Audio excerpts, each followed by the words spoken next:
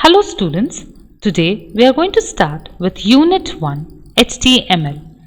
The first topic is History of Internet.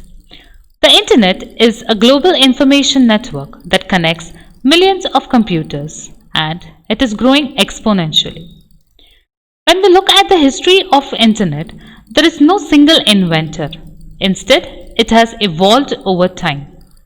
Scientists and researchers used it to communicate and share data with one another through DARPANET. The ARPANET Advanced Research Projects Agency was the first wide area packet switching network. In 1990, Tim Berners-Lee introduced the World Wide Web, an internet that was not simply a way to send files from one place to another, but was itself a web of information that anyone on the internet could retrieve. Internet is nothing but a huge collection of computers connected in a communication network. TCP/IP stands for Transmission Control Protocol and Internet Protocol. A protocol is nothing but a set of rules that governs a data communication is called as a protocol. TCP/IP allows a program on one computer to connect with a program on another computer via internet. So these days we all use internet. So why do we use internet for?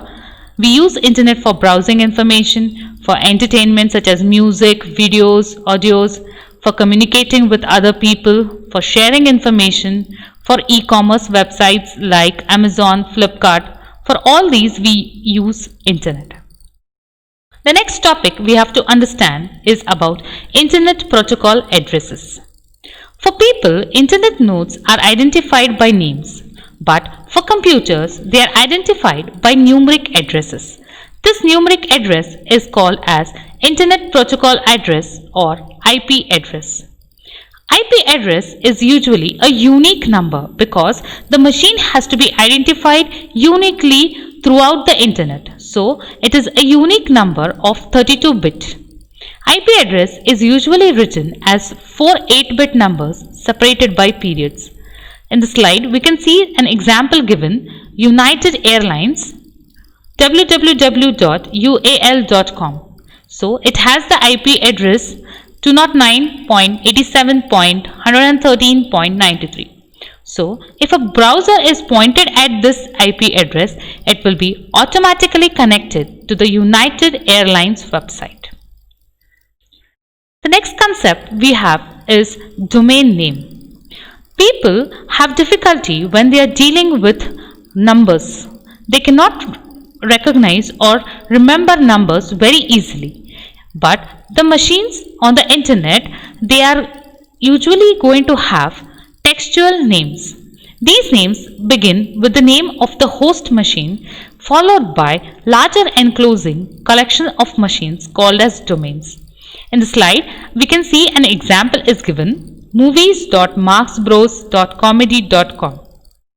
So, in this example, the host name is going to be movies. Marx Bros is going to be movies local domain, which is going to be a part of the comedy domain, which is a part of the com domain. Com here stands for commercial. The host name and all of the domain names are together called as fully qualified domain name. The next slide depicts us how the domain name conversion actually take place. Because IP addresses are the addresses used internally by the internet, the fully qualified domain name of the destination for a message, which is what is given by a browser user, must be converted to an IP address before the message can be transmitted over the internet to the destination. These conversions are done by software systems called as name servers. You can see in the diagram we have name server written, and below that we have written it as domain name conversion, because these are the softwares who are going to convert your textual name into the IP address. Name servers serve a collection of machines on the internet, and they are operated by organizations that are going to be responsible for the part of the internet to which those machines are connected. All the document requests from browsers are routed to the nearest name server. If the name server can convert the fully qualified domain name to an IP address, it does so. But what if it cannot convert? Then the server sends the fully qualified domain name to another name server for conversion. Like IP addresses, fully qualified domain names also must be unique. We can see in the diagram, the client system is going to give the domain name to the internet. The domain name is going to be converted into IP address by the name server, and later the name server is going to send the IP address to the internet, where the web server is going to receive the IP address. This is how the domain name is actually converted to IP address. The next topic we have is World Wide Web. www or web is nothing but it is a system that is going to allow people around the world using the internet to exchange documents via different protocols. Allows users to locate and view documents. These documents could be text documents, graphics, animations, audios or videos. The World Wide Web usually have systems or documents which is called as hypertext, because it is going to have embedded links to text in other documents so that you can allow non-sequential browsing of your textual material. You can always notice that when you log into your Facebook page, the first page what you get is going to be your login page, and after you enter the correct username and password, you are navigated to another page. So this is how non-sequential access of your website is done. When a document contains non-textual information, it is called as hypermedia. What do you mean by non-textual here? It could include images, it could include audio, it could be video, it could be text. So your website usually consists of all this, and that is called as hypermedia. So these documents are going to be, your web pages are going to be accessed by web browsers, and they are going to be provided by web servers. So here it is going to be a two-tier architecture, you can say. A client, you have a client on one end and you have a server on another end. The client is going to send the request to the server. The server is going to fulfill the request of your browser. Now, what is the role of web technology in today's scenario? Web technology enables the web designers and developers to create informative and dynamic web pages. Dynamic is nothing but runtime changes are called as dynamic. Like when you are trying to log into Facebook, when you enter your username and password, the username and password is going to be stored in the database, and it is matched. Only if you are an authenticated user, you are going to be allowed to log into the Facebook website. So it is going to be dynamic in nature. It keeps on changing. Okay, when you enter the username and password, you are if it is valid, you are navigated to another page. So it is going to be interactive.